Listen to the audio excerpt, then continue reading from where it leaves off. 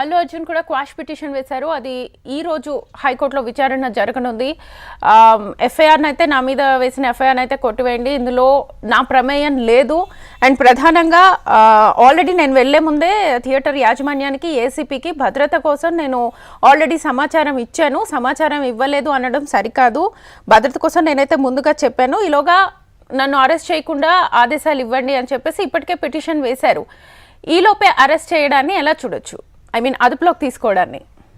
Yes, నిజానికి తన మీద ఏటుగా ఉన్నటువంటి కేసును తీసివేయాలని చెప్పి క్వాష్ పిటిషన్ కోర్టులో వేసి అల్లు అర్జున్ తరఫు నుంచి పిటిషన్ ఇవ్వడం జరిగింది. కానీ అది ఇవాళ కోర్టులో విచారణ జరగబోతుంది. ఈలోపే అల్లు అర్జున్ను చిక్కడపల్లి పోలీసులు అదుపులో తీసుకున్నారు.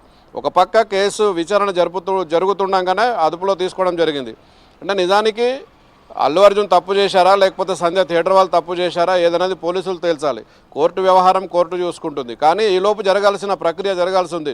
నిజానికి సోషల్ మీడియాలో కనుక మనం చూసుకున్నట్లయితే ఇప్పటికీ అల్లు అర్జున్ మీద చాలామంది నెగటివ్ కామెంట్స్ కూడా పెట్టడం జరిగింది. అసలు అక్కడ సంధ్య థియేటర్కు అల్లు అర్జున్ వెళ్లాల్సిన అవసరం ఏమొచ్చింది, ఫ్యాన్స్తో సినిమా చూడాల్సిన అవసరం ఏమొచ్చింది అని ఈ విధంగా రకరకాల కామెంట్లు సోషల్ మీడియాలో చక్కర్లు కొట్టాయి. కాకపోతే ఆ ఇన్సిడెంట్ జరగడం అనేది అది దురదృష్టకరమే. ఒక మహిళ చనిపోయింది.